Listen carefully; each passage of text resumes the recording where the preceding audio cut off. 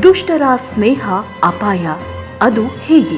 ದುಷ್ಟರ ಸ್ನೇಹ ಒಂದಲ್ಲ ಒಂದು ರೀತಿಯಲ್ಲಿ ನಮಗೆ ಅಪಾಯನೇ.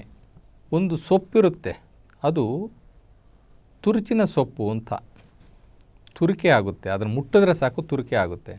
ಈ ಕೆಟ್ಟವರು ಆ ತುರಿಕೆ ಆಗುವಂತಹ ಸೊಪ್ಪಿದ್ದಂಗೆ.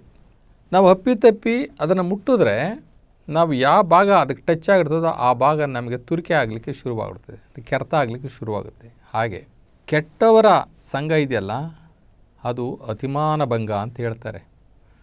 ದುಷ್ಟರ ಸಂಘ ಅತಿಮಾನ ಭಂಗ, ಒಳ್ಳೆಯವರ ಸಂಘ ಎದೆ ಮ್ಯಾಗ ಲಿಂಗ ಅಂತ ಹೇಳ್ತಾರೆ.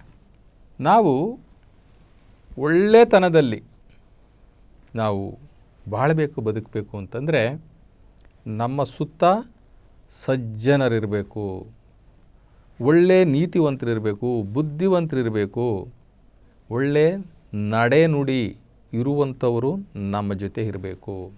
ಸಾಮಾನ್ಯವಾಗಿ ಜ್ಞಾನಿಗಳು ಹೇಳ್ತಾರೆ, ಏನಂತ ಹೇಳ್ತಾರೆ ಅಂದರೆ, ಸ್ವಾಮಿ ಈ ನಮ್ಮ ಹುಡುಗ ಒಳ್ಳೆಯವನಾಗ್ತಾನ ಕೆಟ್ಟವನಾಗ್ತಾನ ಅಂತ ಕೇಳಲಿಕ್ಕೆ ಹೋಗ್ತಾರೆ ಕೆಲವ್ರ ಹತ್ರ, ಜ್ಞಾನಿಗಳ ಹತ್ರ ಹೋಗ್ತಾರೆ. ಆವಾಗ ಜ್ಞಾನಿಗಳಾದವ್ರು ಹೇಳ್ತಾರೆ, ಇವನು ಒಳ್ಳೆಯವನಾಗ್ತಾನ ಕೆಟ್ಟವನಾಗ್ತಾನ ಅಂತ ನಾನು ಹೇಳ್ತೀನಿ, ಆದರೆ ನೀವು ನನಗೊಂದು ಪ್ರಶ್ನೆಗೆ ಉತ್ತರ ಕೊಡಿ, ಇವನ ಜೊತೆಯಲ್ಲಿ ಇರ್ತಕ್ಕಂಥ ಜೊತೆಗಾರರು ಯಾರು ಅಂತ ನಮಗೆ ತಿಳಿಸ್ರಿ, ಆಮೇಲೆ ನಾನು ಇವನು ಒಳ್ಳೆಯವನಾಗ್ತಾನೆ ಕೆಟ್ಟವನಾಗ್ತಾನೆ ನಾನು ಆಮೇಲೆ ಹೇಳ್ತೀನಿ ಅಂತಾರೆ. ಅಂದರೆ ಪರಿಸರ ಜೊತೆಗೆ ನಮ್ಮ ಸುತ್ತ ಇರ್ತಕ್ಕಂಥ ನಮ್ಮ ಜೊತೆಗಾರರು, ಇವರ ಮೇಲೆ ನಾವು ಒಳ್ಳೆಯವರಾಗ್ತೀವ ಕೆಟ್ಟವರಾಗ್ತೀವ ಅನ್ನುವಂಥದ್ದು ಗೊತ್ತಾಗುತ್ತೆ. ಆದ್ರೂ ಸಹ ಕೆಟ್ಟವರಿಂದ, ಕೆಟ್ಟವರ ಸಹವಾಸದಿಂದ ಒಂದಲ್ಲ ಒಂದು ದಿನ ಕೆಟ್ಟದಾಗೇ ಆಗುತ್ತೆ.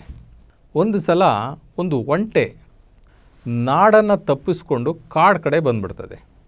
ಕಾಡೊಳಗಡೆ ನಡ್ಕೋತಾ ಬರ್ತಾ ಇರ್ತದೆ.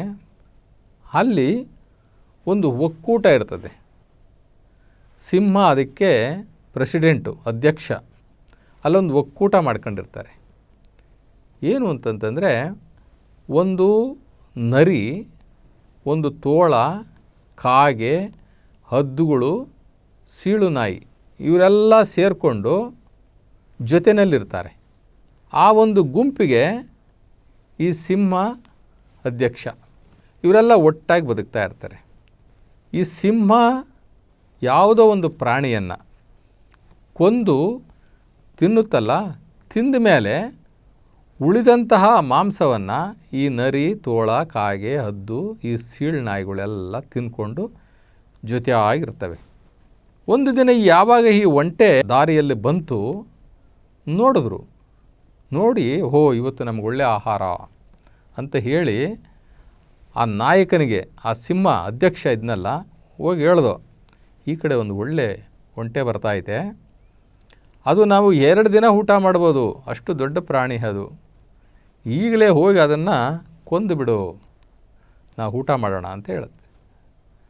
ಆವಾಗ ಇರಿ ಯಾವುದಕ್ಕೂ ವಿಚಾರ ಮಾಡೋಣ, ಅದು ನಡ್ಕೊಂಡು ಬರ್ತಾ ಇದೆ ಹೀಗೆ ಅಂಥೇಳಿ ಸಿಂಹ ಕರೆಸ್ಕೊಂಡು ಆ ಒಂಟೆಯನ್ನು ಕೇಳುತ್ತೆ, ನೀನು ಈ ಮಾರ್ಗದಲ್ಲಿ ಯಾಕೆ ಬಂದೆ? ಆವಾಗ ಒಂಟೆ ಹೇಳುತ್ತೆ, ನಾನು ದಾರಿ ತಪ್ಪಿ ಬಂದುಬಿಟ್ಟೆ, ಇವಾಗ ನಿನ್ನನ್ನು ಕೊಂದು ತಿಂದುಬಿಡ್ತೀವಲ್ಲ ನಾವು ಅಂತ. ಬೇಡ ಬೇಡ, ನಾವು ನಿಮ್ಮ ಜೊತೆಯಲ್ಲಿ ನಾನು ಕೂಡ ಇರ್ತೇನೆ, ನಾನು ಹುಲ್ಲು ತಿನ್ನೋ ಪ್ರಾಣಿ, ನನ್ನನ್ನು ಕೊಲ್ಲಬೇಡಿ ಅಂತ ಹೇಳುತ್ತೆ. ಹೀಗೆ ಸ್ವಲ್ಪ ದಿನ ಎಲ್ಲ ಒಟ್ಟಿಗೆ ಜೊತೆಯಲ್ಲಿ ಇರ್ತಾರೆ. ಸಿಂಹಕ್ಕೆ ಎಲ್ಲೋ ಒಂದು ಬೇಟೆ ಆಡಲಿಕ್ಕೆ ಹೋಗಿ ಅದು ಏಟು ಮಾಡ್ಕೊಂಡು ಬಿಡ್ತದೆ. ಏಟು ಮಾಡಿಕೊಂಡು ಅದು ನಡಿಲಿಕ್ಕೂ ಸಹ ಸಾಧ್ಯ ಆಗೋದಿಲ್ಲ, ಆ ಒಂದು ಸ್ಥಿತಿಗೆ ಬಂದುಬಿಡುತ್ತೆ. ಈ ಸಿಂಹ ಬೇಟೆ ಆಡಲಿಲ್ಲ ಅಂತಂದರೆ ನರಿ, ತೋಳ, ಕಾಗೆ, ಹದ್ದು, ನಾಯಿಗೆ ಊಟ ಇಲ್ಲ. ಸಿಂಹ ಪ್ರತಿದಿನ ಕೊಲ್ಲೋದಿಲ್ಲ, ಅದು ತಿಂಗಳಿಗೆ 1-2 ಬೇಟೆ ಅಷ್ಟೇ ಮಾಡೋದದು. ಈ ಉಳಿದಂಥ ಪೀಸ್ಗಳನ್ನೆಲ್ಲ, ಮಾಂಸದ ಚೂರುಗಳನ್ನೆಲ್ಲ ನರಿ, ತೋಳಗಳು ತಿಂತಾಯಿತ್ತು. ಯಾವಾಗ ಒಂದು ದಿನ ಸಿಂಹಕ್ಕೆ ಏಟಾಗಿ ಅದು ಬೇರೆ ಪ್ರಾಣಿಗಳನ್ನು ಹಟ್ಟಿಸಿಕೊಂಡು ಹೋಗಿ ಅವನ್ನು ಬೇಟೆ ಮಾಡಲಿಕ್ಕೆ ಆಗದಲೇ ಅದು ಕೂತಿತ್ತಲ್ಲ, ಇವಕ್ಕೆಲ್ಲ ಹೊಟ್ಟೆ ಹಸಿವಾಗೋಯ್ತು. ಏನು ಮಾಡೋದು ಅಂಥೇಳಿ ಇವ್ರಿಗೆ ಒಂದು ದುರಾಲೋಚನೆ ಬಂತು. ಹೋಗಿ ಸಿಂಹಕ್ಕೆ ಹೇಳ್ದು, ನೋಡಿ ಹೇಗೂ ನಿನಗೆ ಬೇಟೆ ಮಾಡಲಿಕ್ಕೆ ಆಗ್ತಾಯಿಲ್ಲ, ನಾವೆಲ್ಲ ಸೇರಿಕೊಂಡು ನಮ್ಮ ಜೊತೆಯಲ್ಲಿ ಇದೆಯಲ್ಲ ಒಂಟೆ, ಆ ಒಂಟೆನ ಕೊಂದು ತಿಂದುಬಿಡೋಣ ಅಂತ ಹೇಳ್ತು. ಆವಾಗ ಸಿಂಹ ಹೇಳ್ತು, ಬೇಡ ಬೇಡ, ವಿಶ್ವಾಸ ದ್ರೋಹ ಆಗುತ್ತೆ. ನಮ್ಮ ಜೊತೆಯಲ್ಲಿ ಇದುವರೆಗೆ ನಮ್ಮ ಜೊತೆಯಲ್ಲಿ ಇದು ನಂಬಿಕೆಯಿಂದ ಇದೆ ಅದು, ಹೀಗಾಗಿ ಅದನ್ನು ಕೊಲ್ಲೋದು ಬೇಡ. ಆವಾಗ ಇವೆಲ್ಲ ಸೇರಿಕೊಂಡು ಒಂದು ಚಮತ್ಕಾರವನ್ನು ಮಾಡ್ತಾರೆ, ಒಂದು ಪ್ಲ್ಯಾನ್ ಮಾಡ್ತಾರೆ. ಏನು ಅಂತಂದರೆ ಸಿಂಹಕ್ಕೆ ಹೇಳ್ತೇವೆ, ಆಯಿತು ನೀನು ಕೊಲ್ಲೋದು ಬೇಡ, ಅದೇ ಏನಾದ್ರೂ ಒಂಟೆ ನನ್ನನ್ನು ಕೊಲ್ಲು ಅಂತ ಹೇಳಿದ್ರೆ ನೀನು ಒಪ್ಕೋತೀಯಾ ಅಂತ ಕೇಳುತ್ತೆ. ಅವಾಗ ಸಿಂಹ ಅದಾಗದು ಒಪ್ಕೊಂಡ್ರೆ ನೋಡೋಣ, ಕೊಲ್ಲೋಣ ಅಂತ ಹೇಳುತ್ತೆ. ಇವರೆಲ್ಲ ಬಂದುಬಿಟ್ಟು ಒಂದು ಪ್ಲ್ಯಾನ್ ಮಾಡ್ತಾರೆ. ಪ್ಲ್ಯಾನ್ ಮಾಡಿಬಿಟ್ಟು ಒಂದು ಸಭೆಯಲ್ಲಿ ಚರ್ಚೆ ಮಾಡ್ತಾರೆ. ಏನು ಅಂತಂದರೆ, ಅಯ್ಯೋ ಪಾಪ, ಸಿಂಹ ಇದುವರೆಗೂ ನಮ್ಮನ್ನೆಲ್ಲ ಬೇಟೆ ಮಾಡಿ ಸಾಕ್ಕೊಂಡು ನಮ್ಮನ್ನೆಲ್ಲ ಚೆನ್ನಾಗಿಟ್ಟಿತ್ತು. ಈಗ ಸಿಂಹಕ್ಕೆ ಬೇಟೆ ಆಡಲಿಕ್ಕೆ ಆಗ್ತಾಯಿಲ್ಲ, ಪಾಪ ಅದು ಬಹಳ ಹಸಿವಿನಿಂದ ಇದೆ. ನಾವೆಲ್ಲ ಏನು ಮಾಡಲಿಕ್ಕಾಗುತ್ತೆ, ನಾವೆಲ್ಲ ಸಣ್ಣ ಸಣ್ಣ ಪ್ರಾಣಿಗಳು, ನಾವು ಕೊಂದರೆ ಯಾವುದನ್ನು ಕೊಲ್ಲಿಕ್ಕಾಗೋದಿಲ್ಲ, ಅಷ್ಟು ದೊಡ್ಡ ಪ್ರಾಣಿ ಕೊಲ್ಲಿಕ್ಕಾಗೋದಿಲ್ಲ. ನಾವೆಲ್ಲ ಊಟ ಮಾಡಿ ಸಿಂಹನೂ ಊಟ ಮಾಡಬೇಕಂತಂದರೆ ಒಂದು ಸ್ವಲ್ಪ ದೊಡ್ಡ ಪ್ರಾಣಿನೇ ಕೊಲ್ಲಬೇಕಾಗುತ್ತೆ, ಏನು ಮಾಡೋದು ಅಂತ ಹೇಳ್ಬಿಟ್ಟು ಇವರು ಸುಮ್ಮನೆ ಸಭೆ ಮಾಡ್ತಾಯಿದ್ದಾರೆ.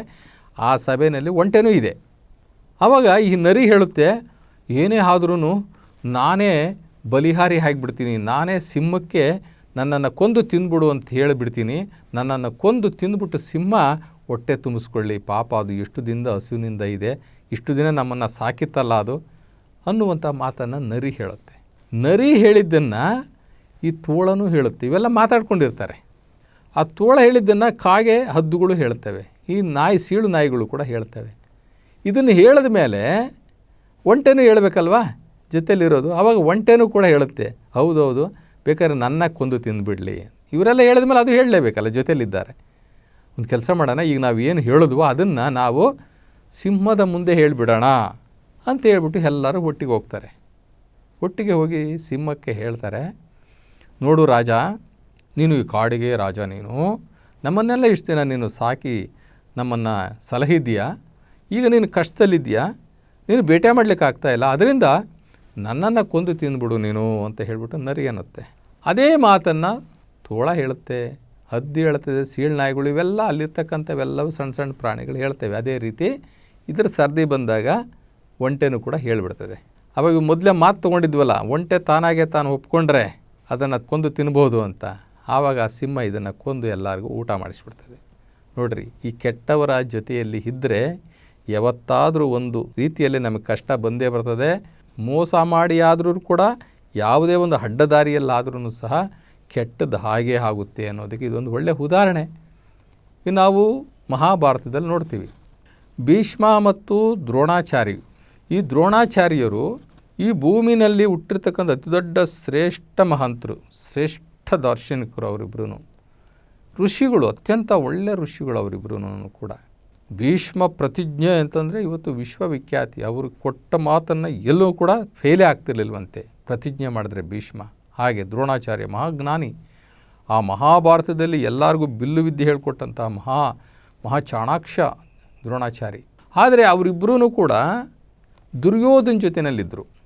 ದುರ್ಯೋಧನ ಜೊತೆಯಲ್ಲಿ ಇದ್ದಿದ್ದಕ್ಕೋಸ್ಕರ ಅವರು ಎಂತಹ ದೊಡ್ಡ ವಿದ್ವಾಂಸರಾಗಿದ್ರೂ ಕೂಡ, ಬಿಲ್ಲು ವಿದ್ಯೆ ಪಾರಂಗತರಾಗಿದ್ರೂ ಕೂಡ, ಚರಿತ್ರೆಯಲ್ಲಿ ಅತಿ ದೊಡ್ಡ ಹೆಸರು ಅವ್ರಿಗಿದ್ರೂ ಕೂಡ, ದುರ್ಯೋಧನನ ಜೊತೆಯಲ್ಲಿ ಇದ್ದಿದ್ದಕ್ಕೆ ಅವ್ರಿಗಿಬ್ಬರಿಗೂ ಸಾವು ಬಂತು.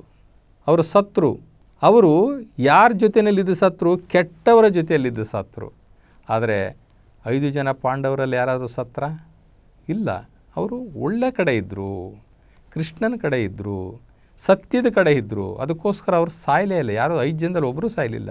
ಆದರೆ ದುರ್ಯೋಧನ ವಂಶದವರು 101 ಜನ ಅಣ್ಣ ತಮ್ಮಂದಿರು, ದುರ್ಯೋಧನ ಅಣ್ಣ ತಮ್ಮಂದಿರೆಷ್ಟು 101 ಜನ, ಯಾರೂ ಉಳಿಲಿಲ್ಲ. ಕೊನೆಗೆ ಭೀಷ್ಮ ದ್ರೋಣಾಚಾರ್ಯರು ಯಾರೂ ಉಳಿಲಿಲ್ಲ.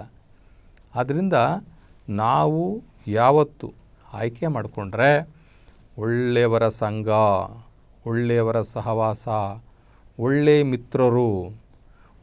ಮಿತ್ರರನ್ನು ನಾವು ಆಯ್ಕೆ ಮಾಡಿಕೊಂಡ್ರೆ ಮಾತ್ರ ನಾವು ಈ ಭೂಮಿಯ ಮೇಲೆ ಕೆಲವು ದಿನ ನಾವು ಒಳ್ಳೆಯವರಾಗಿ ಬದುಕ್ಬೋದು. ಇಲ್ಲ ಅಂತಂದರೆ ನಾವು ಕೆಟ್ಟ ಹೆಸರು ತಗೊಳ್ಬೇಕಾಗುತ್ತೆ.